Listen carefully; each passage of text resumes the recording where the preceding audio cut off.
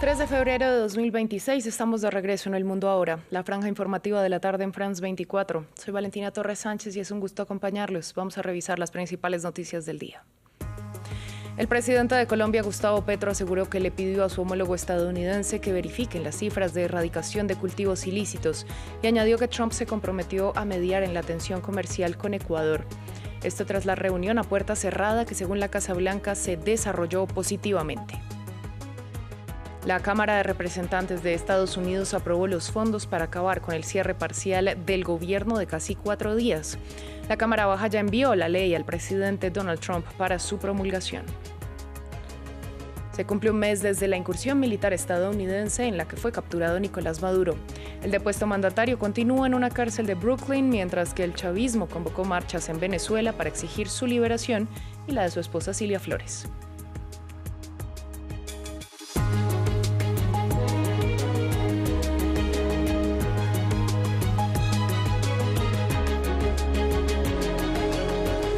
Damos inicio en Estados Unidos, donde la Casa Blanca informó que la reunión entre el presidente Donald Trump y su homólogo colombiano, Gustavo Petro, se desarrolló de forma positiva.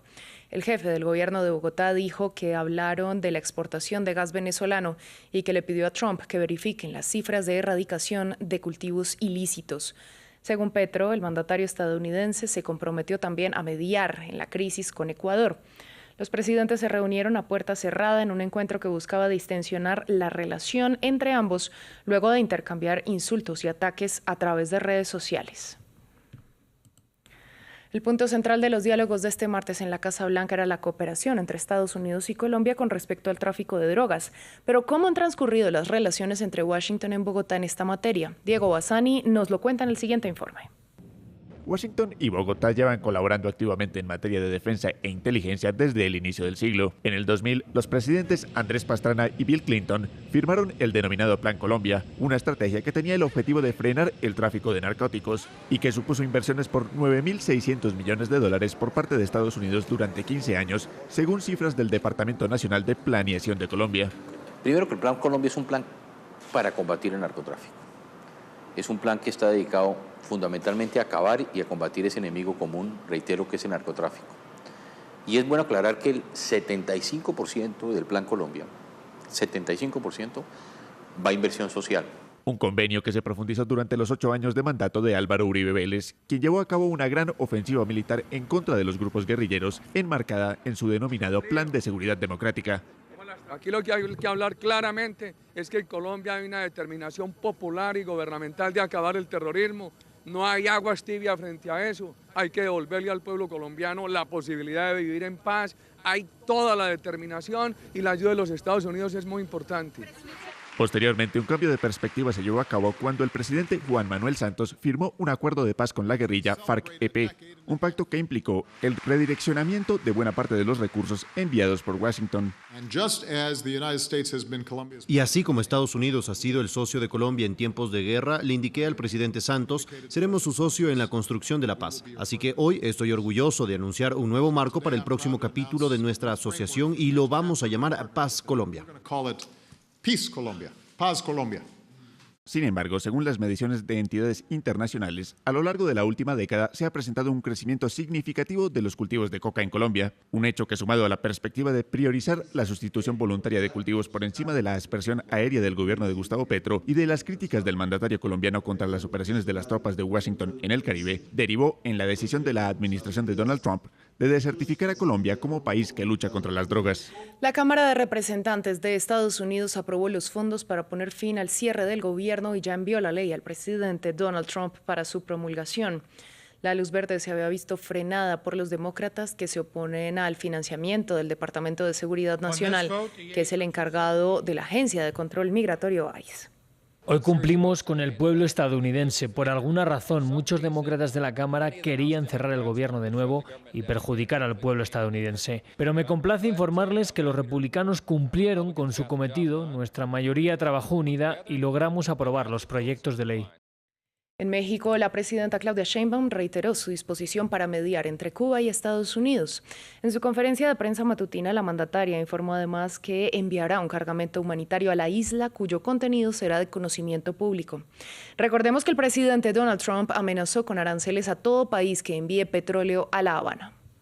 Nuestro objetivo es enviarlo esta semana, vamos a ver si es posible. Obviamente tenemos que conocer por parte de ellos también sus necesidades, ¿no? Porque no es nada más lo que a México se le ocurra enviar, sino pues cuáles son las necesidades para poderlo enviar. Entonces, va a ser muy transparente y lo vamos a informar adecuadamente. Venezuela y Estados Unidos continúan trabajando para reanudar gradualmente las relaciones bilaterales mientras se cumple un mes desde la operación militar estadounidense que dio como resultado la captura y extracción del depuesto presidente Nicolás Maduro. Él y su esposa están detenidos en Nueva York, donde enfrentan cargos de narcotráfico. En Venezuela, el gobierno encargado pide la liberación de Maduro y hoy el chavismo convocó marchas para llamar a la excarcelación del depuesto mandatario. ¿Cómo ha vivido Venezuela este primer mes sin Maduro? Los detalles los tiene Samuel Salgado Castro. Hace un mes, el 3 de enero, Caracas estaba siendo bombardeada por Estados Unidos. Una operación militar ordenada por Donald Trump cambió el rumbo de Venezuela. Nicolás Maduro, el presidente que gobernó durante más de una década, fue capturado y extraído a Estados Unidos. Hoy el país vive un primer mes de transición política o incertidumbre. Delcy Rodríguez, antigua vicepresidenta de Maduro, ejerce como presidenta encargada del país. Ha intentado proyectar la continuidad institucional del chavismo mientras negocia en la sombra con Washington. Una de las cartas de negociación, el petróleo. Venezuela es el país con las mayores reservas del llamado oro negro. El gobierno de Delcy Rodríguez abrió la puerta a mayor inversión extranjera en la estatal petrolera PDVSA y flexibilizó condiciones para reactivar la producción y las exportaciones, en un claro guiño a Estados Unidos. En lo político, el gesto más simbólico del mes fue una amnistía general para los detenidos por razones políticas desde el inicio de la era de Hugo Chávez en 1999. Opositores, activistas y militares disidentes abandonaron cárceles como el Helicoide. El desmantelamiento parcial de esta prisión, considerada por Human Rights Watch como el mayor centro de tortura de América Latina, marcó para muchos el primer reconocimiento oficial del cierre de un ciclo de persecución política. Finalmente, el restablecimiento de relaciones diplomáticas entre Estados Unidos y Venezuela avanza a pasos firmes. La presidenta encargada Delcy Rodríguez se reunió el lunes con la enviada estadounidense Laura Dogu y anunció a su nuevo representante diplomático en Washington, Félix Plasencia. El encuentro aquí, en el Palacio de Miraflores, antigua residencia de Maduro y su esposa Cilia Flores, actualmente recluidos en una prisión de Brooklyn, en Nueva York.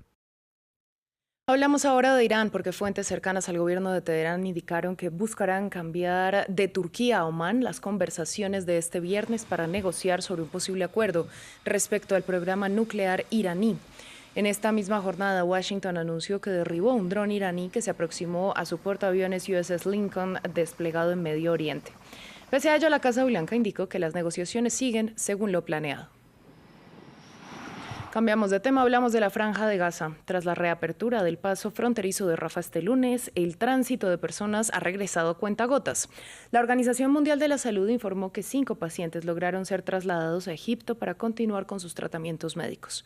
Según el gobierno de El Cairo, solo algunas decenas de personas han sido autorizadas para cruzar por ese paso aduanero. Sin embargo, los que regresaron al enclave palestino denunciaron atropellos por parte de funcionarios israelíes. Diego Bassani nos cuenta más.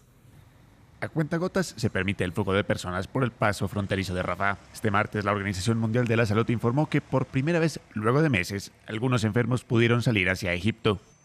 The process is always a lengthy process, and of course 5 patients. El proceso siempre es largo y por supuesto es fantástico para los 5 pacientes, y cada paciente que consigue salir es importante dada la situación médica en Gaza, pero siempre es importante señalar que más de 18.500 pacientes en Gaza siguen necesitando atención médica especializada, que actualmente no está disponible en la franja.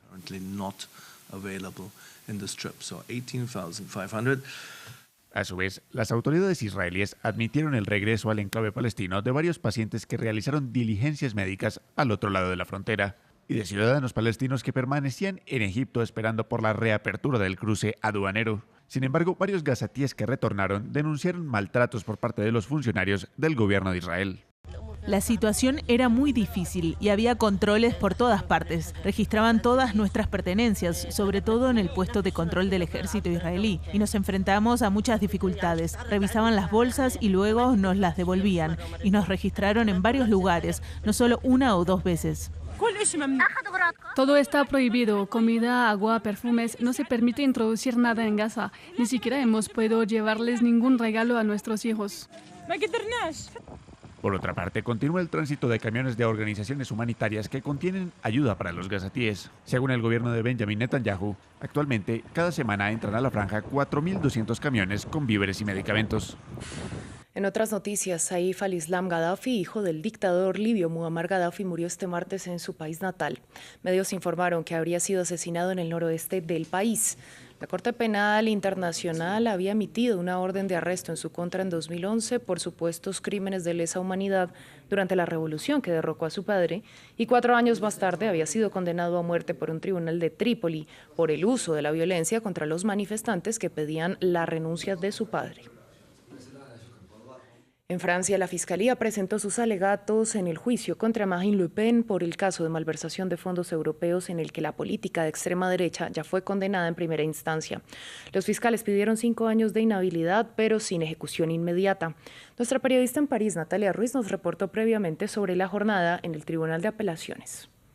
Será un día fastidioso, eso fue lo que dijo Marine Le Pen antes de que comenzara la audiencia esta tarde en esta Corte de Apelación de París, en la que tuvo que escuchar durante varias horas los alegatos finales del Ministerio Público. 2 abogados estuvieron a cargo de esto, que de entrada dijeron: aquí no va a haber un suspenso falso porque vamos a pedir que se confirme ampliamente la responsabilidad penal de cada uno de los 11 acusados y que esto, por supuesto, significa que habrá penas de inegibilidad para cada uno de ellos.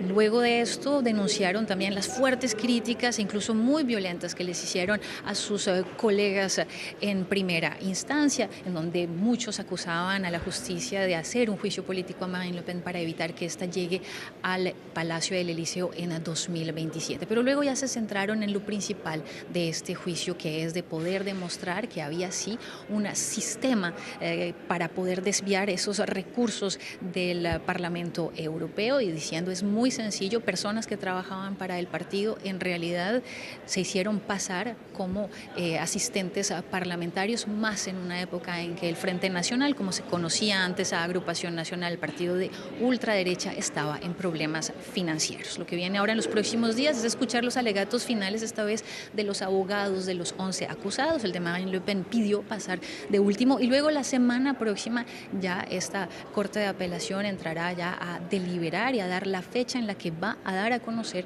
el veredicto, una fecha que ha de ser únicamente el próximo verano, ahora de este año 2026. Así que mientras tanto Marine Le Pen permanecerá en vilo. Ella por ahora no puede ejercer cargos públicos por espacio de 5 años. Ella sabe muy bien que esa condena podría aumentar, o lo que espera es, por supuesto, que esta pueda disminuir, que pase a unos 2 años, lo cual le permitiría in extremis presentarse a la presidencia de la República en 2027. Cerramos con el anuncio de la NASA, que informó este martes que aplaza hasta marzo el lanzamiento de la misión tripulada Artemis II, que estaba previsto para este fin de semana. La agencia espacial indica que detectaron una fuga de combustible durante los ensayos de carga de hidrógeno líquido.